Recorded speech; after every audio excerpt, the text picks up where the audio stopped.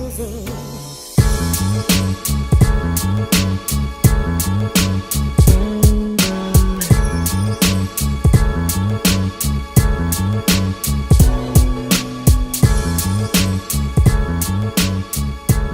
Alright, what's going on YouTube? This is BoxingWave. Showtime Shawn Porter is back in the game, coming back after his first loss, okay, to Kell Brook.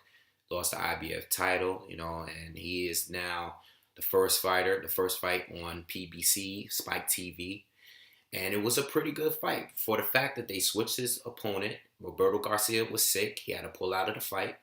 Okay, and then they were to get Kareem Mayfield to get in the ring with Shawn Porter. This is all a day before the fight.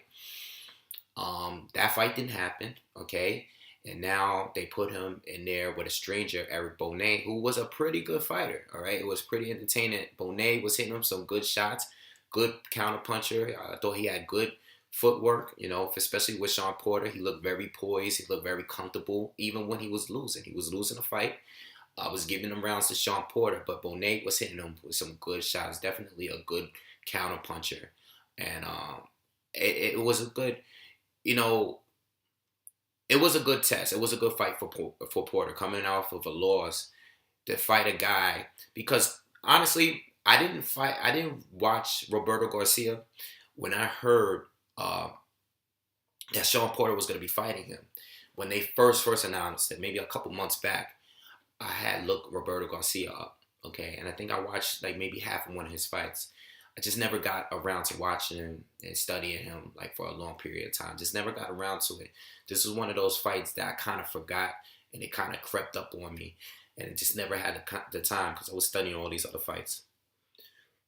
But then when I heard that he was going to fight Kareem Mayfield, I thought that was going to be a slaughter for Mayfield. I thought Shawn Porter was just too big. And the pressure was just going to be too much for Kareem Mayfield. Kareem is coming off of a loss at Delorme. He lost to this Emmanuel Taylor too. I thought Emmanuel Taylor was a fighter that he should have beat, and Emmanuel Taylor outworked him. Emmanuel Taylor got some good skills, and he outworked him. And I thought Shawn Porter was just, Shawn Porter's style is either a great thing or like a kryptonite, because you fight certain guys like Paulie Malignaggi, Devin Alexander, guys that you get real physical with, you can take them out of their game. They're good boxers. Once you get really physical with them, you can take them out of their game, out of their rhythm, and, rough them up. We seen what happened with Bradley for Alexander. Shawn Porter pretty much did the same thing. And Paulie Malignaggi is not a big puncher. This is a guy that you can get really physical, really aggressive with and take him out the game.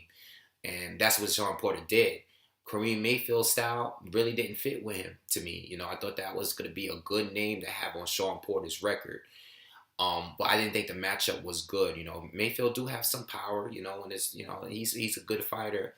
But stylistically, Porter is just too big, too strong, and too aggressive. So I thought that would have been a domination. But Bonet showed some skills. Bonet looked very, very poised in there. Even when he was losing, even from the opening bell, he was good on his feet. And he caught Shawn with some good counters. Now, what's next for Porter? I was watching, I believe it was Dante Boxing Nation channel. He interviewed Kenny Porter, and Kenny Porter said something about him hopefully fighting Berto next, okay? I think they also asked him about Keith Thurman.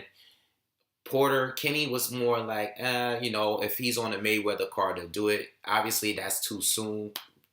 Thurman is not going to be on the Mayweather card. He just fought. He's still, trying to heal from his injuries and stuff like that. That fight, let's be realistic, that fight isn't happening right now, okay? Maybe later this year, maybe next year, but that fight is not going to happen. What's next for Porter? The Andre Berto fight is cool for him. I think Porter will be able to beat Andre Berto, okay? Who else is available? There's plenty of guys that's available at 147. I don't know if he's going to try to get the rematch with Brook. Brook probably not going to rematch him because he has other options. I would love to see a Shawn Porter-Tim Bradley fight. I always wanted to see that fight. Stylistically, there's a lot of similarities between the two, and I think that would be a great fight. Of course, we want Thurman, but that's unrealistic for now. Who else we got? We got Berto, Kell Brook. I don't know. Guerrero's just coming off a loss, so I doubt Guerrero's gonna fight him next. There's plenty of guys out there, but I feel like Shawn Porter, the more realistic fight. I always wanted to see him fight Manny Pacquiao too. Always wanted to see that fight, but all these fights, a lot of guys are scheduled to fight right now. Amir Khan fight would be cool. I would love to see that fight. But a lot of these guys are scheduled. Maybe they are gonna set him up with Berto. I think Berto had a win that night as well. And let's talk about Andre Berto. You know what? I'm going to do this. I'm going to talk Andre Berto in this video as well. Andre Berto against Josecito Lopez. And it was a good fight. Berto, the thing with Berto, Josecito Lopez was winning the earlier rounds because of the combinations and the body shots, all right? He was using his length. Andre Berto doesn't have long arms, and it feels like, Josecito Lopez was doing the right thing. But Lopez kept backing himself into the corner. And one thing I noticed that even though Berto was losing these early rounds, we've seen him lose early rounds before in fights that he actually lost. But in those fights, Berto was hurt. Berto never really seemed bothered by Josecito Lopez's power. He was pressing Lopez the whole fight. And it seemed like at some point Lopez started backing himself into the corner. And everything Berto hit him with, it seemed like it was effective. And, basically Berto he took charge of the fight, all right? He stopped him. Maybe the ref didn't have to stop him or right away. But, I think the stoppage was on the way. I thought it was coming. And Berto won the fight. He looked good. He looked good. A lot of people thought Josecito Lopez was going to pull the upset. And I made a prediction video. I picked Berto. But, I couldn't really be mad. Honestly, when people started giving me their opinion on Lopez, because Lopez is a warrior. Berto has been coming off some bad losses. And I almost started second guessing myself. But Berto looked good. He looked strong. I don't think he looked like the undefeated Berto, but he looked better than he did against Soto Karass, all right? Definitely better than he did in that fight. He hurt his shoulder in that fight. And I don't know what's up with him. I don't think Shawn Porter stylistically is a good match for him because Shawn is good at holding and hitting you with that free arm, And those are the fights that we seen Berto lost to guys like Arreola and Soto Karass, big physical guys that were really physical with him and bullied him, okay? Because Berto is there to get hit at the end of the day, he has speed and everything. He has good power, but Berto was there to get hit. And he fights one of these guys like Shawn Porter, who is extremely physical, who's like pretty much a wrestler at this point. It'll be bad for Berto, in my opinion, What I think Berto should do, instead of jumping there and being a victim for somebody, one of these top champs at 147 right now, he should get that fight with Victor Ortiz. That would be a good rematch. Victor Ortiz has made his return recently. The rematch was supposed to happen before. It didn't happen because Berto tested positive for some banned substance. Okay, let's get that rematch going. That would be good. Victor Ortiz is back. Let's get that going. I don't see why that fight can't happen. But outside of that, I can't really sit here and say that Berto can beat if he steps up in competition. If he gets in there with a Khan or a Porter or a Kell Brook or whoever at this point, a lot of these main top guys in the division, I think can beat him. Fight a Guerrero, fight a Devin Alexander, fight a Victor Ortiz. Those are the guys he should be fighting before he gets to the top, like 5 guys. Don't get in there with like a Keith Thurman or something. Nah, it's not going to work. But that's in my opinion. I thought both fights were good, though. All 3 of those fights on that card. The Arreola fight was great, too.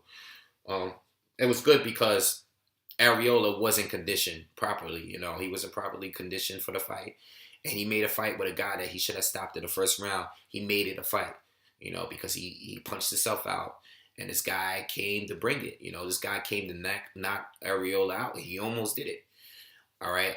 So basically, I'm wrapping up all the fights of that night. But anyway, great night of fights. Okay, very good. I enjoyed watching all 3 fights. Especially, I think these fights were better than the first night, the NBC card with Thurman and Guerrero. I think these fights, because they brought more action, the crowd was more into it. I think those are the fights that like a lot of fans want to see right now. They wanted to see action, especially because it's new and it's on network television anyway. And this video was supposed to just be about Shawn Porter. I'm starting to talk about the whole night, which is cool. But yeah, I mean that's what I think. Arreola, I think he's trying to fight in April again. I hope he stays in shape, stay in the gym because you got to go right back into April. You got a month now for your next fight. He's trying to get a fight with Deontay Wilder. I don't know if they're trying to set that up. Everyone's seeing what happens with Klitschko and Jennings. Who wins that? If Deontay's going to be his next opponent, or is he going to fight Tyson Fury? I don't really know. But Arreola, I don't really know where he fits into this because I'm not seeing any improvement from him. We know what we're getting from him. I mean, we could get a better condition, better in shape Arreola, more focused Arreola. And this separates what great fighters and good fighters. Good fighters, great fighters. Great fighters stay in shape all the time. Arreola is just, you never know when you're going to get the call. And this fight happened last minute. But this is why you got to stay in shape, stay conditioned, man, because you'll never know when you're going to get that call. If he lost to this guy, Harper, it would have looked bad for him. It would have looked bad, especially if he got knocked out, right? Because he was hurting there a couple of times. But it was a great fight. We got 8 rounds of action. People, the casuals, they love the fight. The crowd seemed more into it than they were on the NBC card, which is great. I don't know why they booed Berto. I thought that was corny. Well, I do know why they booed Berto, but I'm not going to get too much into that. And that's it. So make sure you subscribe and leave comments.